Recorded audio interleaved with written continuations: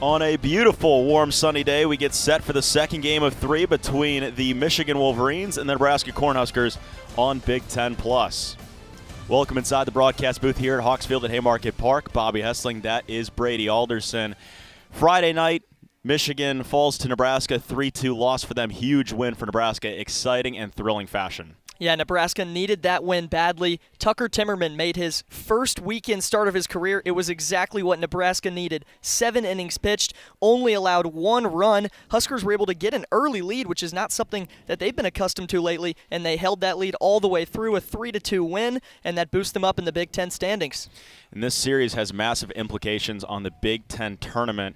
Here's a look at the standings right now. Michigan enters 6th at a 14-11 conference record, while Nebraska move up tied for 9th with Illinois and Rutgers. They will keep an eye on the teams around them. Rutgers currently is playing a series against Penn State. Illinois has got a series against UCLA. Michigan State's got a series against USC. Michigan State won last night 5-0. So everyone is going to keep an eye on the teams that are around them in the standings. Back to this afternoon, Josh Overbeek and Mitch Voigt. Both have been swinging very hot bats. There's Mitch Voigt, and he has been maybe the best player in the Big Ten this season. Yeah, Voigt. A part of the reason that Michigan is 6th in the Big Ten right now, he is top 10 in 5 hitting categories, batting average, on-base percentage, slugging percentage, RBIs, and stolen bases, and he's reached base in 18 of his last 20 games. Josh Overbeek, same exact storyline, has gotten on base in 18 of his last 20 as well. Overbeek has been red hot in late April and early May. He was hitting .215 back on April 6th. Now he's up above 300 at .308. 6 home runs, and Overbeek has been incredible for the Huskers, part of the reason they're back inside the top 12. Well, sit back, relax, and strap it down. Big Ten baseball is next on Big Ten Plus. Was impressive, but flipping over to Nebraska. 3-2, hit in the air deep into left field. Back at the track, at the wall. It is over the wall and a 2-run home run. We are tied at 6 at Haymarket Park. Edwards is just throwing hard. No balls, 2 strikes to Stone. That is into center field. Will it drop? It will. 1 run will score. Here comes another. There will be no play at the plate. Sliding into third and getting there safely is Dylan Carey. Tyler Stone delivers, and it is 8-7 Nebraska on top of Oregon State.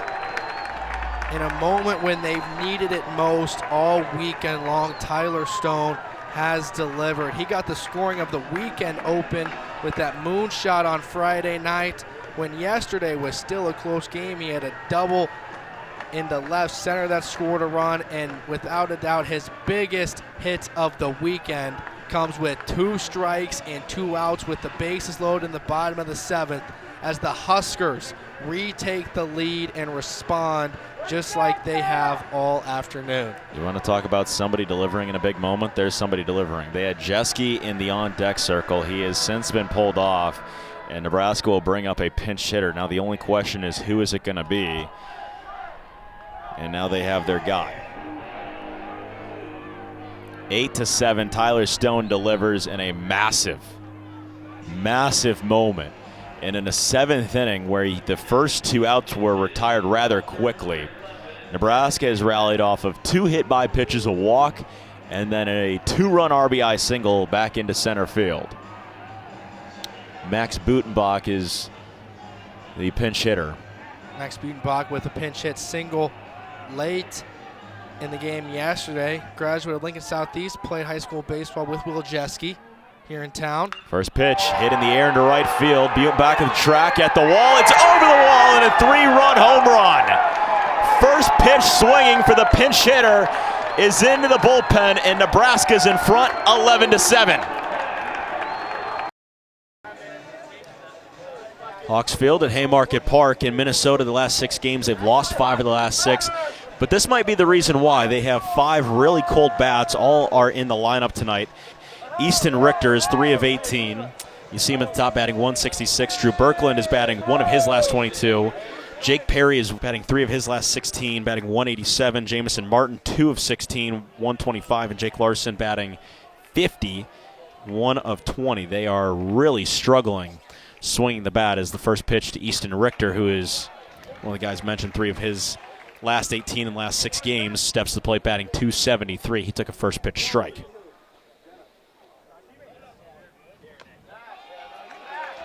0-1 drops in, 80-mile-an-hour slider for strike 2. As a group for that Minnesota team, they are batting 10 for 92 of those 5 guys. That's the equivalent of a 108 batting average. Swung on a miss as Richter as the average continues to drop as Will Walsh gets him swinging and missing for his second strikeout.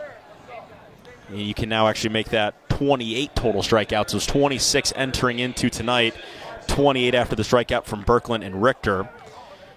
They have 10 walks as a group. And the on-base percentage is at .209. The OPS, 361 in the 6-game skid amongst those 5. And Jake, that's not very good. It's not. Yeah, some rough numbers. And this Minnesota team, we talked about it already, sitting outside the top 12 in the Big Ten standings. So currently outside of that Big Ten tournament, but still with a decent amount of time. You still have a few more conference series, including this one, where if they can turn it around, they still have a chance to maybe sneak into that back portion of the Big Ten tournament. 1-1 swung on a miss is Jamison Martin. He steps to the plate batting .213 with 5 home runs, 13 RBIs. It is an expanded Big Ten tournament field. It is now pool play this year rather than your double elimination bracket, so you more so have to win your pool. 1-2 is lined right to second base. Picked by Brumbaugh for the second out. Will Walsh, following the solo home run, 3 straight outs, brings up Charlie Sutherland. Yeah, and you talk about the expanded Big Ten tournament. Essentially, the way it's working this year is it's the same format, just add in all 4 of those West Coast teams because they're all having really nice seasons. UCLA, Oregon, USC, and Washington are sitting 2 through 5 in the Big Ten standings. An injection of strong baseball programs into the Big Ten going forward. 1-0 to Sutherland, drops in for a strike. You saw in the open the Big Ten standings, and what catches your eye is all the West Coast schools, top 5.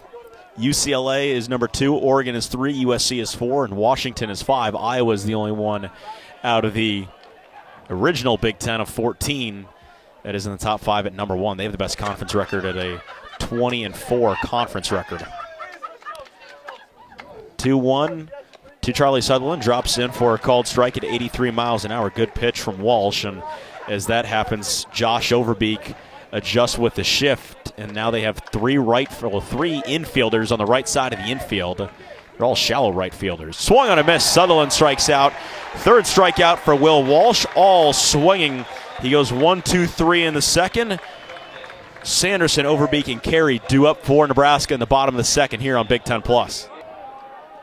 The 0-2 once more is through into right field. That's a base hit. That will tie the game at 4. Silva stopping at 3rd. This game is even. Tyler Stone delivers.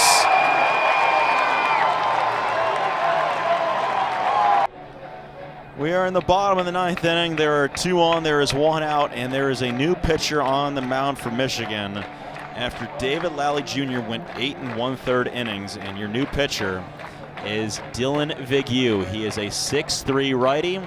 He is from Leominster, Massachusetts. He is a sophomore, and Brady will tell you all about his numbers. Yeah, 50 2/3 innings so far this season. Started 8 games. This is 14th appearance. A 1-4 record, 4.8 ERA.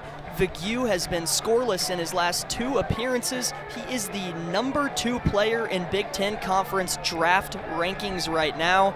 Vigneault certainly a great pitcher. Most of his appearances coming from starts, but they'll let him go in the 9th here.